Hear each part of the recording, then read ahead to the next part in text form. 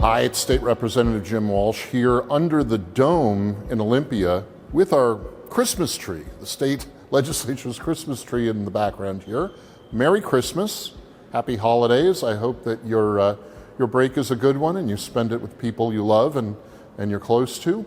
Even though the holidays are here, there's still lots going on in the offices and hallways of the building here, and we are dealing with a lot of policy and budget issues and law as the next legislative session approaches. It starts January 12th.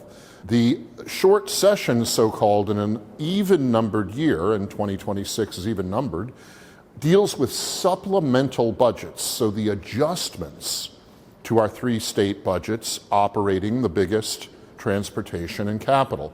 So we're really just fine-tuning the larger budgets that were negotiated last session. Still, there are going to be some heated discussions. Because of some hiccups in tax revenue coming into the state government, our operating budget is in the negative. The ending fund balance is a negative number, or projects to be right now. And that needs to be fixed. By law, we need to have a balanced budget, which we define as a positive ending fund balance on the operating budget. We don't have that right now, and there's a debate going on of how do we fix that? Do we spend less or do we tax more? As I've said before, I am opposed to taxing any more at the state level of the people of Washington. We're taxed too much already. I'm encouraged that the governor is at least making some talk about not raising taxes to fix the current issues, but we need to hold him to what he's saying. He also said last session he wasn't going to sign tax increases and then caved and signed all of them. So we need to make sure we hold the governor to his word this time that he won't raise taxes, and then we need to find ways to reprioritize spending in the operating budget. We don't necessarily have to cut any essential service or activity of government, but we may need to trim back some growth, some projected growth in spending, maybe not grow so fast. This is something we've been talking about for a few years now as the best way to solve our continuing problems with budgets that are written with a not enough cushion at the end to absorb really anticipated hiccups. There are some non-budget issues we'll be dealing with too. My main priority is a bill I filed, House Bill 2121, that will exempt school districts and certain nonprofits, including food banks, from a newly passed state sales tax on professional services.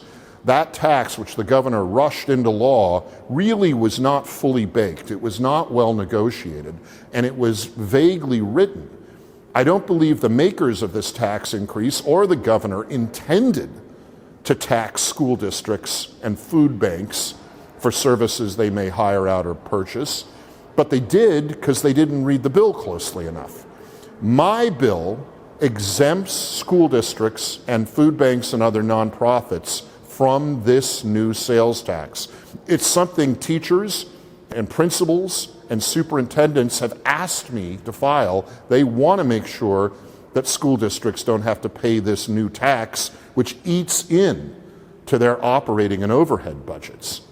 We also need to address the real crisis in this state of young children overdosing on illegal drugs like fentanyl. A few years back, there was a bill passed through the legislature and signed into law by the previous governor called the Keeping Families Together Act. This bill, now law, was well intended, but again, disastrous and unintended consequences that have followed.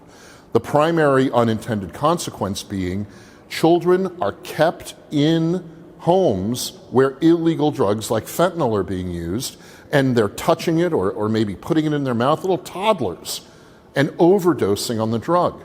We need to recalibrate that piece of state law so that judges and social worker professionals can identify troubled homes and get little kids out of harm's way. That is one of the jobs of our state agencies and our Child Protective Services Department, and we need to do that more effectively. So I expect we will see a number of proposals that fix that problem in the law. There's more to talk about, but it's Christmas, and I want to end by saying Merry Christmas, have a great New Year, and I look forward to talking with you again soon.